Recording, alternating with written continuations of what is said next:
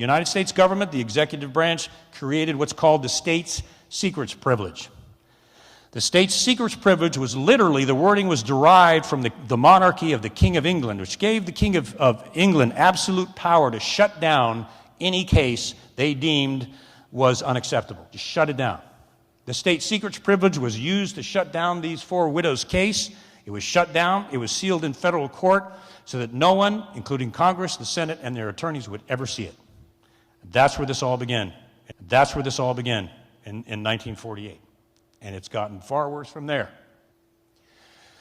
People who signed this binding secrecy agreement, which I have signed several of in several compartments as well, they are not told, and they do not know, that when they sign that agreement, they are giving up all of their constitutional rights. They have no right to trial. They have no right to a jury trial. They have no right to sue the government if they are exposed to toxins and made sick, or their family or anyone else. They have lost all their rights to due process. They're not told that. I found that out the hard way. So that's how they shut them up too. There is within each federal agency, now remember, since 1948, this procedure has been perfected. It is a science to destroy a whistleblower from the very beginning. They come to a supervisor. They may even have the courage to call their congressman or senator about this illegal operation. And the first thing that happens is they start getting promotions denied, even though they're top performers. Their promotions are denied. They're given embarrassing assignments where they're put in the corner of a building somewhere so that everybody knows that they're being penalized for this. If they continue to blow the whistle and push it even farther, they'll do things like this. I have seen this personally. They'll raise the interest rates on the credit union loans so that their cars and other loans are unaffordable.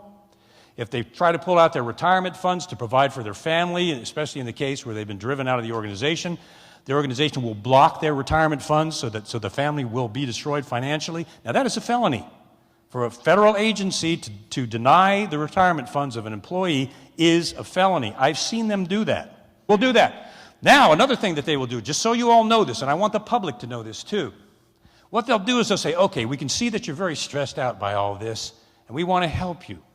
So we're going to refer you to the Office of Medical Services so you can undergo some psychological counseling to help you sleep at night and make you better and get rid of your anxiety. So we're going to set up an appointment for you to meet with a psychologist. Now, where do you suppose that goes?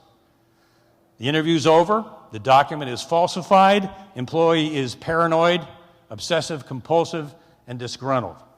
That goes in the file, so if it ever does get to the Congress or Senate or court, they pull out and say, well, look, he or she went under an evaluation and they're basically unstable, end of story, shut the case down.